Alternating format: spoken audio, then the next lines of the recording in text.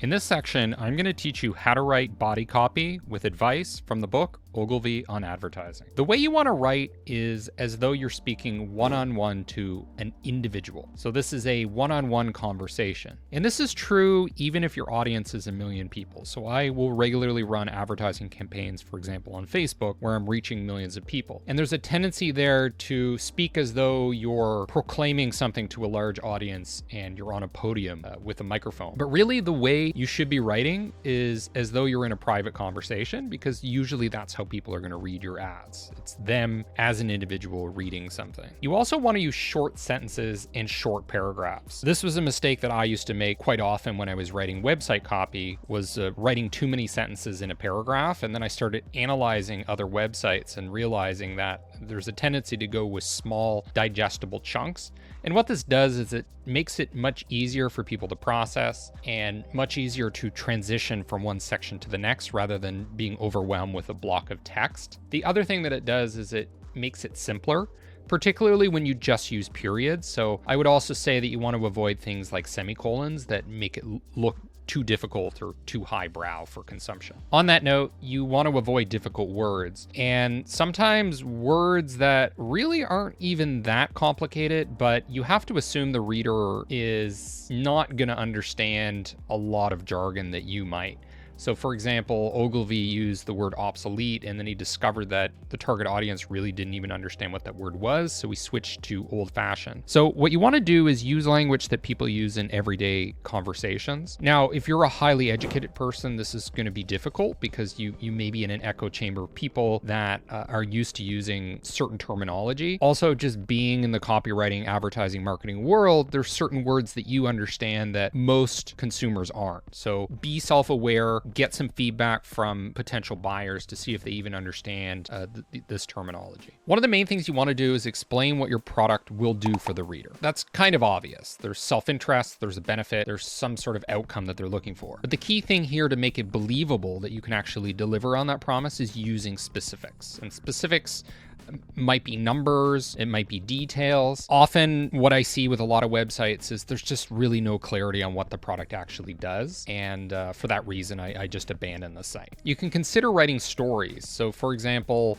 here's a nice piece of copy. It says the amazing story of a Zippo that worked after being taken from the belly of a fish. Sometimes there's a tendency with copywriting to be boring, to be academic, to be professional, to be proper, to be grammatically correct. But what really people want is they want energy, they want excitement, they want engagement.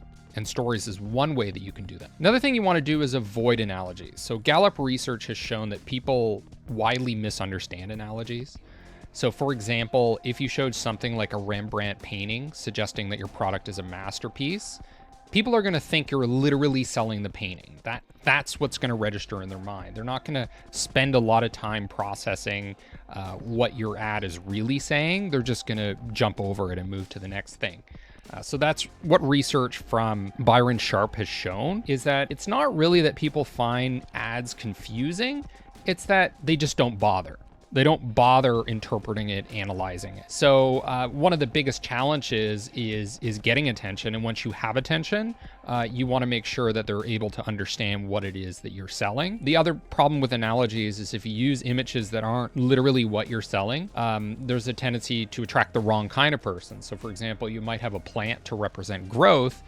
You may attract people that are interested in gardening rather than people that are business minded, as an example. So now there are certain images that are widely understood to be metaphors for other things. So I don't want to say that you should avoid these completely, but I would be wary when you're using something like stock images on Getty Images. A lot of these are metaphorical or analogies. So it's quite an improvement to use actual photos of customers, actual photos of the product, these sorts of things. Use testimonials. So one of the biggest barriers you have as a copywriter is believability.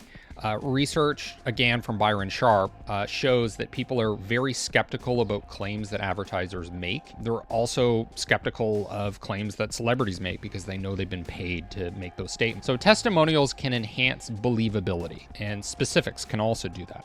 In fact, your entire ad could just be one giant testimonial. Now, if you're using testimonials, You probably want to use people that are similar to the target audience, or experts, or people they trust. But generally, you want to avoid celebrities in Ogilvy's opinion, because there are a number of issues with using celebrities. So if we look at the research about what are the most commonly searched terms that people look for on Google, Yahoo, etc., for almost an entire decade, the most searched term was Britney Spears. So we have data showing that the brands that people actually think about the most are celebrities. So things like musicians. So what happens when you put a celebrity in your ad is there's a tendency for them to remember the strongest brand in the ad, which is the celebrity, and not to remember what product was actually being promoted. So that's something you need to be cautious about. Now, personally, I don't want to say avoid celebrities completely, but the cost-benefit trade-off, there may be some negatives with using celebrities, especially given how expensive they are. You want to mention discounts and special offers, and more broadly speaking, just show the price of your product so that people can consider it and so that they can see whether it's actually attainable for them or not. Ogilvy is generally biased in favor of long copy. We have a quote here from Dr. Charles Edwards: "The more facts you tell, the more you sell." This is one of my criticisms of people in product marketing, is there's a tendency to just briefly summarize and talk about the high-level benefits of the product, not get into the weeds of the details. A lot of this has to do with this myth that people are only interested in benefits and they're not interested in features. That's simply not true, especially when people are actively evaluating products to buy and they're going to buy soon. They want those details. They want those facts. A/B tests have shown that long copy generally outperforms, particularly when you're doing direct response advertising, when you're focused on short-term behavioral change.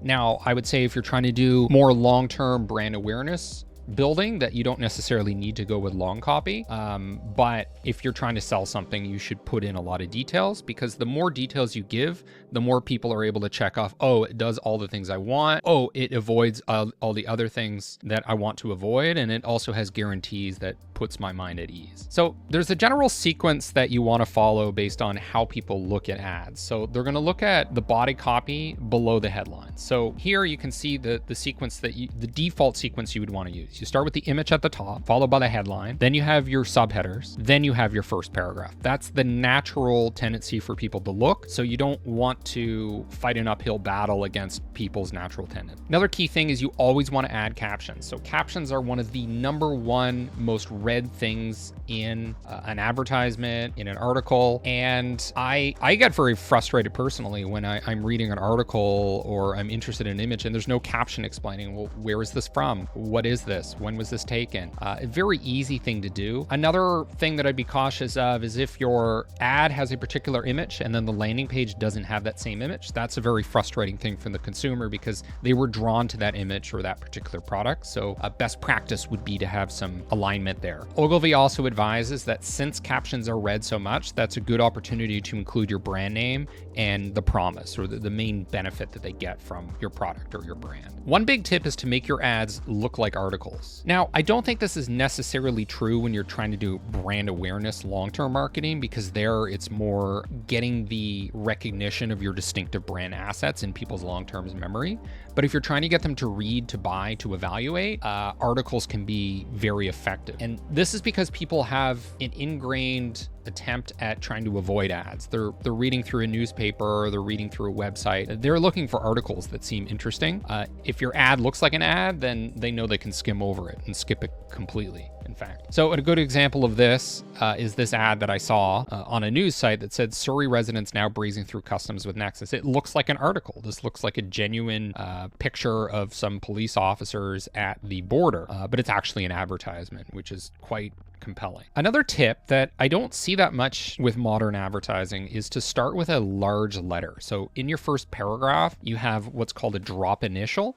Now, where you commonly might see this is in very old text. So for example, starting with once upon a time, the O is going to be very big and drops into the paragraph. This helps pull people into your ad. So that's one of the key things when you're writing ads is you want them to easily transition from the headline to the subheadline into the paragraph. You don't want them to stop and say, okay, I can leave now. You want to keep them. You want to keep them captivated and pulled into each paragraph. Generally, you want to use lowercase letters, and particularly ones with serifs, so the little tails at the ends of the letters. This is just because it's easier to read. If you're using all caps, for example, or you're using sans serif fonts, it's just not as easy to process, especially when you have things like longer sentences or longer words that need to be included. Generally, according to Ogilvy, you should have a two-line subheader followed by a paragraph that is 11 words or fewer. So you don't want to overwhelm them with too much, and you also want to have an easy transition into the body copy using the subheader. You want to use bold or italics for key paragraphs. This also helps break up your ad into digestible chunks. And lastly, you want to use arrowheads, bullets, numbered lists, and asterisks. This is much easier way of breaking up your ad than using long, lengthy paragraphs. And one use case here where it's very commonly used is in Facebook ads, which actually give you a lot of room to write a lot of copy. You can see here that I created a list using asterisks. Sometimes I use bullet points, and I also create little arrows here. Some people use emojis.